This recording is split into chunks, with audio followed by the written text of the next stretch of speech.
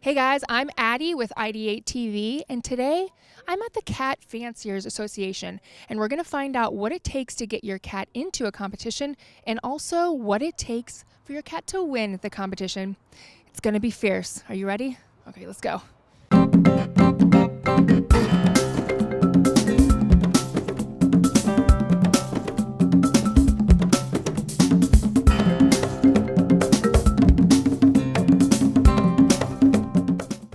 So this is a fierce competition out here. It is.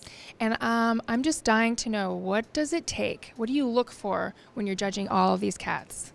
Well, in a very cold description, there's a standard that we have for every breed that describes the perfect cat.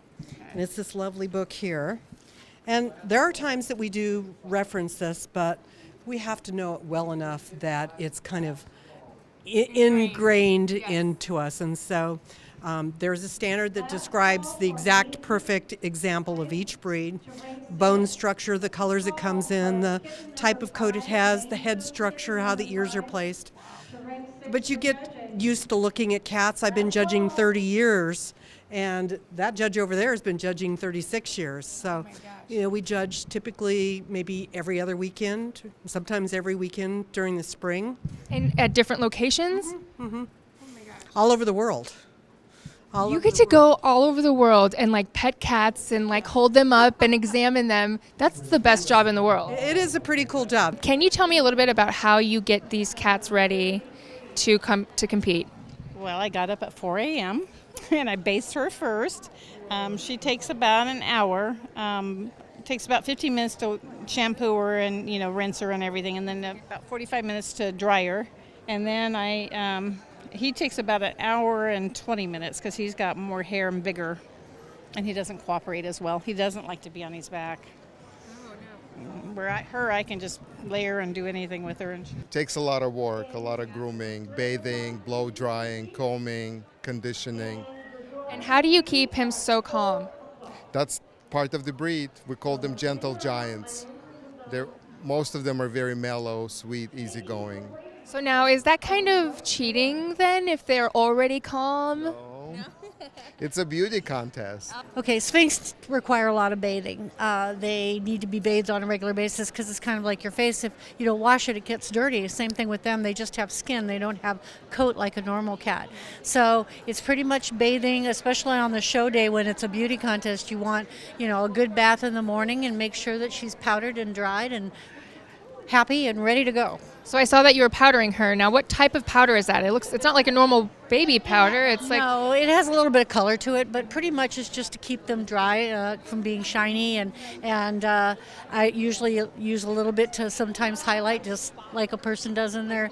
Yes, like I said, it's a beauty contest.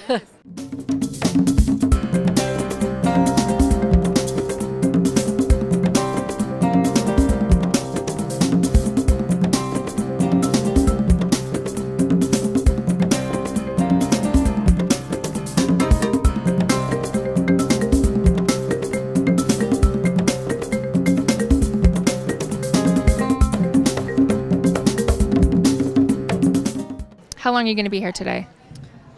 How long are we going to be here today? Until they kick us out. Oh, really? Yeah. I like that. All-nighters. That's great. Screaming and kicking. The police will be kicking us out of here. She is adorable. Her hair kind of looks a little curly. Is that part of the breeding, or is it? Part of the breeding. When you show her, she's supposed to have essence of curl. That's really interesting because with my hair, it's a lot curlier underneath, which is annoying because it gets really tangled. So we're similar. We're both little kitties. So tell me, how do you get her prepared? Well, you start socializing them from day one. You put them in different environments in your house, around the vacuum cleaner, to the dishwasher, to the washing machine, so they get used to loud noises. And then we bathe her. You don't have to do too much with her hair. Selkirks actually come in short hair, which she is, and also in long hairs. I know. Long hairs take a lot more grooming, and that's why I stick with short hairs. So what you get out of it is a placement and a ribbon, and just knowing your cat whooped some booty. Yes, and he didn't eat any judges along the way. But you know, I've been doing this for so long, and there's one thing that we get. We get a family.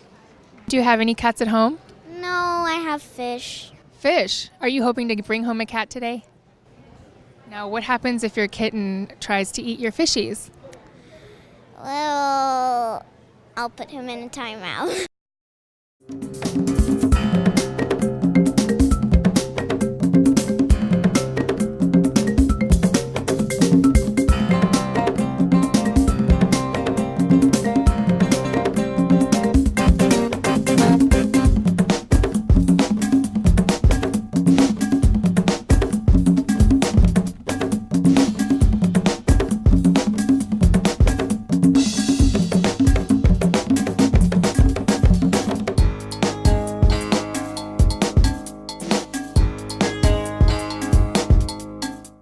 This is a cat I've never seen before. Okay, this is called an Oriental Shorthair. There's like a Siamese with a different paint job on them. And there's a couple of other differences. But she's 4 months old, and they're very intelligent. They're very affectionate. So, They're talkers also. talkers. I love talkers, so you don't feel so alone, right? How did you train her to do this?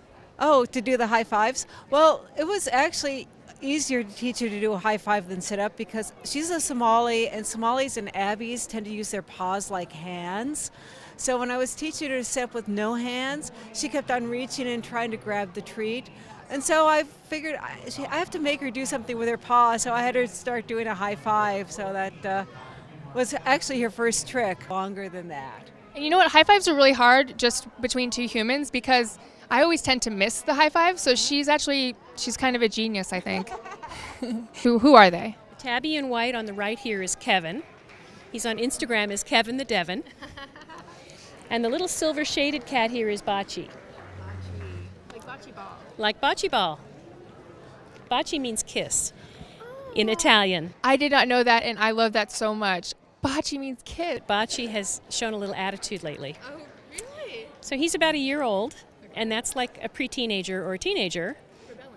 Rebelling. He wants to get out and drive and go with his friends and just do whatever he wants. Hang out at the mall. Yeah. That's it. Pick up girls and bocce all the girls. That's exactly right.